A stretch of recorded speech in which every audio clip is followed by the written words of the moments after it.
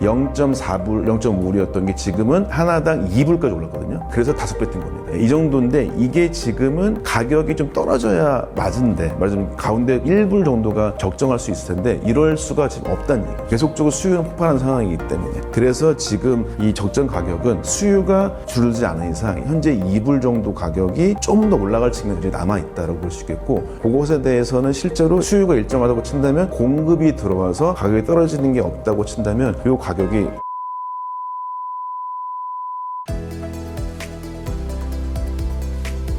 HBM 이후 메모리 시장의 판도는 어떻게 변화할 것으로 전망하십니까? 지금 메모리 반도체 시장 자체나 저는 반도체 시장이 되게 변화가 크다고 생각합니다. 왜냐하면 저희가 질문에서 같이 말씀드리겠지만은 기존에 보통 메모리 반도체를 사이클 시장이라고 얘기 많이 했었거든요. 결국에는 모든 CPU나 전자기기를 비롯해서 이 모든 반도체들은 중앙처리 장치라고 할 수 있는 CPU나 AP를 중심으로 계속 발달이 됐었습니다. 그래서 이제 시스템 반도체 중심으로 발달이 됐는데 이게 AI 시장 때 왔다 봤더니 예를 들면 이 GPU가 잘 만들어졌어요. 이만큼 있습니다. 이 GPU가 만들어졌는데 여기 옆에 있는 HBM이 하나라도 없으면요 실제 GPU가 작동해도 성능이 안 나옵니다. 말하자면은 시스템 반도체라고 하는 거는 항상 우상향하는 반도체로 보여졌고 여기에 가장 큰 수혜는 결국에 패밀리스에서뿐만 아니라 TSMC가 많이 가져갔죠. 그래서 주가를 보시면 TSMC는 19년 하반기부터 지금까지 매년 15% 이상씩 성장을 했고요. 그다음에 영업이익률이 항상 49%, 50% 왔다 갔다 했습니다. 이 정도 시장 계속 우상향한다. 왜냐? 시스템 반도체의 가치는 더욱더 올라가고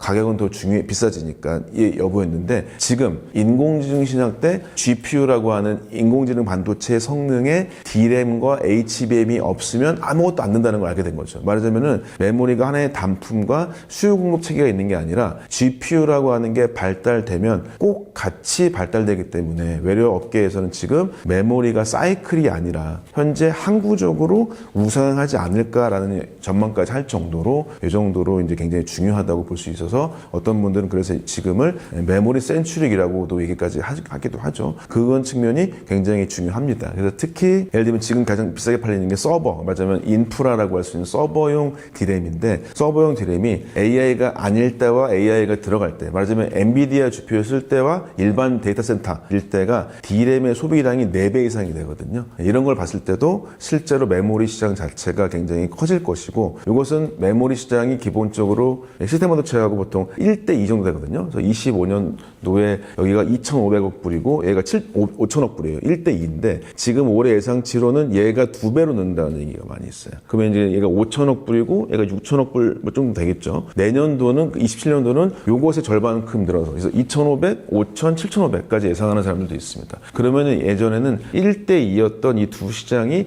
1대1까지 가려나 라는 업계의 전망까지도 있거든요. 그런 얘기는 무슨 얘기냐? 현재 메모리 반도체는 사이클로 되는 게 아니라 계속적으로 시스템 반도체의 필수 어떤 재화로서 작용하겠다. 그래서 저는 우상향한다고 조심스럽게 전망을 하고 있습니다. 현재 D램 가격 흐름을 보면 반도체 업황 사이클은 지금 어느 구간에 와 있다고 보십니까? 네, 그러니까 뭐 사이클이라고 하는 걸 유지한다고 봤을 때도 업황의 초중반 정도로는 보고 있습니다. 왜냐하면 이제 결국에 우리가 어떤 큰 사이클을 봤을 때 뭐 기업이나 어떤 게 봤을 때 초기 스타라고 보통 얘기하죠. 스타라고 하는 거는 새로운 기술이 팍 나와서 어떤 한 기업이 막 독점을 막 합니다. 그러다가 기업들이 몇 개 막 생겨서 이런 것들이 막 경쟁을 하겠지만 수요나 공급에서 수요가 넘고 공급이 부족해서 가격이 막 올라가고 이익이 올라가요. 근데 여기서 어느 정도 수요 공급 맞을 때도 여전히 캐시카우가 유지가 됩니다. 이게 이제 캐시카우 나올 때가 보통 중반이겠죠. 그러다가 이제 수요가 떨어지고 공급이 남아도는 이렇게 해서 사이클 내려갈 텐데 지금은 아직까지 말씀드렸다시피 공급이 늘 수 있는 경우는 아직은 없다. 그렇다면 여전히 새로운 기존에 24년, 25년은 HBM 을 중심으로 하는 하이닉스 거의 독주를 했다라고 하는 기업 하나가 있었다고 친다면 지금은 한 3개 정도 기업들이 서로 과점 형태로서 경쟁하고 있지만 이익을 크게 나눠 갖는 초중반이라고 좀 볼 수 있을 것 같고 얘기 드렸다시피 그러면 투자하신 분들께서 어떻게 봐야 될까? 현재는 HBM의 생산성이 늘 수 있는 가능성은 올해 말 정도에 조금 있습니다.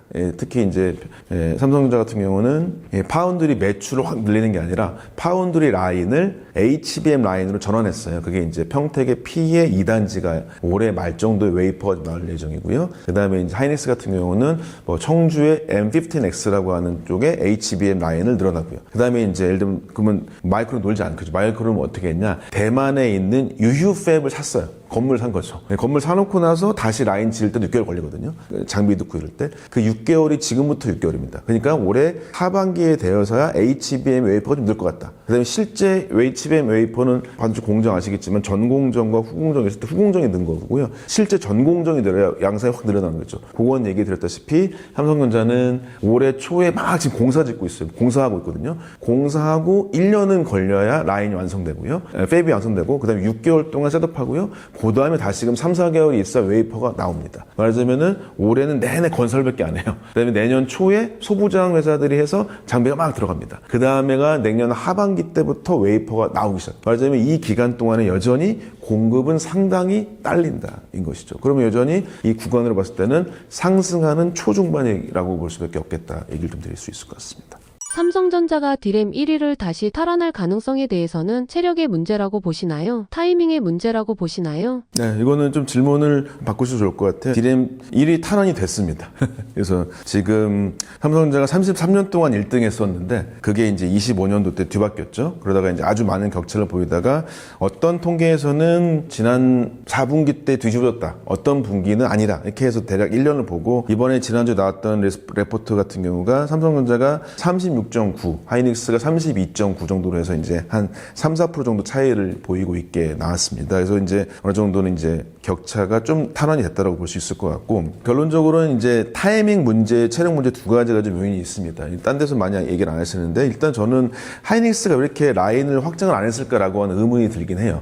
그게 이제 타이밍인 거죠. 결국에 이제 이 라인을 빨리 져가지고 돈이 많을 때 투자를 했었던 게 좋았을 것 같은데 물론 이 타이밍은 메모리 3개사들이 항상 그 사이클이 두려웠기 때문에 쉽게는 진행 못했을 것 같긴 하기 때문에 타이밍 문제라고 하는 거는 아닐 것 같고 체력 문제를 저는 결론적으로 봤었을 땐 자본의 문제와 인력의 문제라고 보게 된다면은 삼성전자는 얘기 드렸다시피 생산 캐파 측면으로서는 삼성전자, 하이닉스, 마이크론, 중국이 4, 3, 2, 1 정도로 보시면 됩니다. 근데 여기서 이 40% 정도의 이 체력이라고 하는 게 여전히 남아있고 기술적으로 이 격차가 났던 것을 다시금 좁혀오고 있기 때문에 기본적으로 이제 탈환이 될 수 있을 것 같고 그럼 어떻게 될 거냐 이후에는 현재가 이 메모리 시장으로 보자면 결국에 부가가치가 굉장히 있다고 해야 되는 AI 반도체인 HBM이 있고요. HBM이 있고 그 다음에 단품이라고 하는 게 있겠죠. 근데 이 HBM 같은 경우는 삼성전자가 안 됐다가 올라가는 측면이 분명히 있다. 그러니까 이거는 상승폭이 좀 크다고 볼 수 있을 것 같고 이 D램이 더 중요한 게 단품 D램의 가격이 정말 올라가고 있거든요. 근데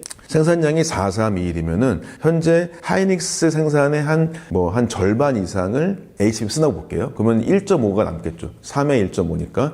그러면은 삼성전자는 그동안 HBM이 안 좋았으니까 1밖에 안 썼으니까 나머지 생산의 여력이 삼성전자는 3이 남았고 하이닉스 1.5입니다. 근데 단품 D램이 되게 비싸졌어요. 그러면 당연스럽게 단품 D램의 판가가 올라갔기 때문에 영업이익률이 굉장히 올라가겠죠. 이런 것들을 종합해 봤을 때는 일단 점유율 측면에서 삼성전자가 더 늘어날 수 있을 것 같기도 하고 영업이익 측면은 분기가 가면 갈수록 삼성전자가 영향이 좀 좋지 않을까 얘기를 좀 드려볼 수 있을 것 같습니다. 지금 디램 가격 수준은 어느 정도가 적정 수준이라고 판단하고 계십니까? 네, 굉장히 어려운 질문인데, 그러니까 이게 이제 기본적으로 기술 개발과 그 다음에 이제 생산성 두 가지 측면을 따져봐야 될 것 같습니다. 기술 개발이 되면 될수록에 D램 가격은 떨어지게 돼 있거든요. 무슨 얘기냐, 반도체 공정이 많이 들어보셨겠지만 원래 이만하게 만들던 걸 이렇게 줄여오는 소위 미세화를 계속적으로 해오면서 웨이퍼에서 예전에 제가 삼성전자 입사했었던 20년 전에는요, 웨이퍼의 반도체 개수가 한 100개 나왔거든요. 근데 지금 몇 개 나오냐, 웨이퍼 하나의 반도체 개수가 1,500개 정도 나옵니다. 엄청나게 증가가 많이 됐죠. 그런데 이 증가 폭이 예전만 하더라도 그때 한 세대가 100개였으면 그 다음에 200개, 그 다음에 400개 이랬거든요. 그러니까 2배씩 막 증가했었어요. 근데 지금은 기술 개발이 엄청 어려워져가지고 여기를 2배씩 하는 건 불가합니다. 말하자면은 현재 D램의 10나노 6세대 반도체를 만든 웨이퍼 하나가 여기에 다이수가 1,500개인데 다음 세대가 3,000개가 안 돼요. 네, 많아봤자 1,800개 정도 되거든요. 약 10% 정도만 증가되고 있는 상황입니다. 그 정도로 말하자면 기술 개발에 따라서 반도체 이 용량당 단가가 떨어질 가능성이 많이 줄어들었어요. 이게 하나가 있는데, 두 번째로 생산성이 어려워진 가장 큰 이유는 바로 HBM을 비롯한 반도체가 웨이퍼에서 개수가 굉장히 줄어듭니다. 말하자면 현재 단품의 D램의 웨이퍼가 1,500개 나온다고 했었을 때, 근데 HBM은 단품 D램은 이렇게 이거만 있는데 HBM은 중간에 막 뚫잖아요. 뚫는 것 때문에 칩이 이만해져요. 그래서 웨이퍼당 보통 한 600개 나옵니다. 말하자면 생산성이 훨씬 줄어들어요. 말하자면 지금 니즈는 많은데 생산성은 줄어든다. 1부 때 말씀드렸다시피 현재 기존의 서버용 D램에서 서버용 D램만 봤을 때도 원래 AI가 아닐 때 대비해서 AI일 때가 D램 용량이 4배가 된다. 4배가 늘어나는데 HBM 때문에 4배로 좀 더 수요가 더 줄어나요. 근데 거기다 기술 개발에 따라서 기본적으로 단가가 줄어드는 것도 없어집니다. 말하자면 기술 개발의 요인은 사라지고, 그런데 생산에 대한 수요는 늘어나는데 생산 캐파는 또 줄어든다. 이런 형태가 되기 때문에 지금 D램 가격 수준이 2000년 초반에는 비트당 했을 때 통상적으로 32달러까지 됐었거든요. 그때 이것 때문에 지금 비교해서 어느 정도냐면 삼성전자 하이닉스 가장 안 좋았던 그 최악의 사이클이었다고 했고, 삼성전자 마이너스 났던 그때 D램 가격이 얘네가 0.4불이었었어요. 32불이니까 엄청난 차이가 나죠. 이때 돈을 되게 많이 벌었죠. 그래서 이런 라인 짓고 막 이러는데, 지금은 0.4불이었던 게 작년 하반기 3분기 때 갑자기 4배로 뜹니다. 1.6불 정도 뛰었어요. 그래서 이제 보시면 뭐 3배 뛰었다, 4배 뛰었다, 그게 그것 때문에 그렇고, 지금은 더 올라서 지금 0.4불, 0.5불이었던 게 지금은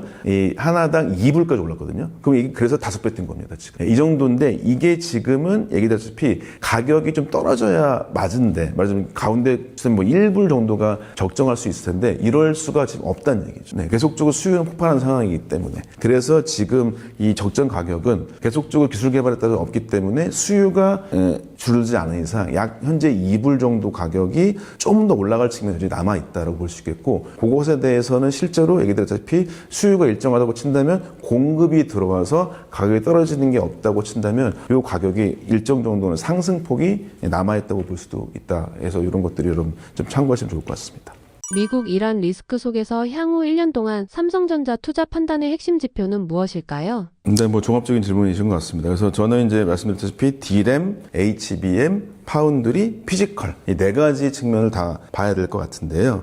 일단은 D램 같은 경우는 리스크가 전혀 없습니다. 실제로 없는 상태에서 판가하고, 그러니까 프라이스랑 퀀터티라고 할 수 있는 P하고 Q의 종합으로 봤을 때 올해 상반기까지는 적어도, 아니면 올해 전체를 봤을 때는 프라이스가 떨어질 이유가 별로 없다. 말하자면 퀀터티가 올라가는 내년도 정도나 이때 정도부터 좀 더, 그때 6개월 정도 선반영하니까 좀 미리 보실 필요 있을 것 같고, HBM 같은 경우에는 삼성전자가 상승폭은 맞겠다. 그렇지만 이거를 삼성전자가 이제 압도하는 거냐 이런 건 아닌 거고, 현재 생산 캐파상 하이닉스가 좀 더 높긴 하겠지만 이게 내년도 정도에는 또 다른 기술력이 확보가 되고 기술차가 더 난다고 한다면 HBM 내년도에는 두 회사가 같다라는 얘기도 나옵니다. 얘기 드린 대로시피 631 정도에서 442 뭐 이렇게 되지 않을까라는 예상도 있거든요. 이거 볼 수 있겠다. 세 번째로는 결국에 파운드리 쪽인데, 이 파운드리는 제가 봤을 때는 에스노스 2026이 올해 상반기 때 지켜보셔서 S26에 대한 엑스노스 2600을 보아야겠지만, 하반기부터는 결국에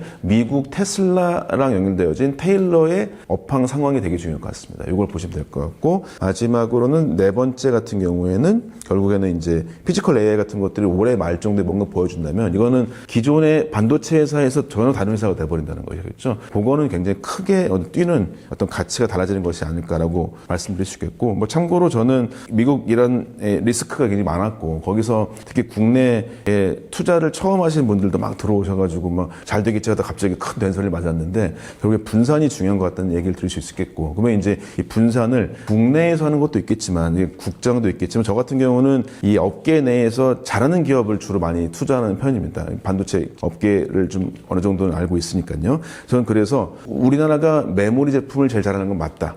그러면 이걸 해야 될 소재, 부품, 장비나 아니면 설계 쪽, 설계를 많이 아시니까 전 소부장 쪽은 미국 쪽을 좀 추천드리는 편이긴 해요. 저도 이제 이번 주에서 화수목대 그냥 확 떨어졌던 거 이거 맞을 때 그나마 좀 이익이 유지됐던 게 바로 나스닥에 있는 S&P 500에 있는 미국의 소부장 회사들이 있었습니다. 네, 그런 것들을 보셔서 미국의 소부장 많이 아실 겁니다. 탑5 장비사, 그 다음에 대표적인 소재 회사 이런 회사들은 굉장히 강하거든요. 여전히 굉장히 큰 이익을 갖고 있습니다. 그런 것들을 한번 해지해 보시는 것도 좀 삼성전자만 바라볼 수도 있겠지만 삼성전자, 하이닉스 둘 중에 비슷할 것 같고 제가 봤을 때 올해는 다른 측면을 봤을 때 국내 소부장도 많이 말씀하시지만 저는 이 해지를 봤을 때는 해외 소부장도 가지고 가시는 것도 그중에 제일 잘하는 기업들 이런 것들도 보시는 것도 나쁘지 않다라고 좀 얘기를 좀 드릴 수 있겠습니다.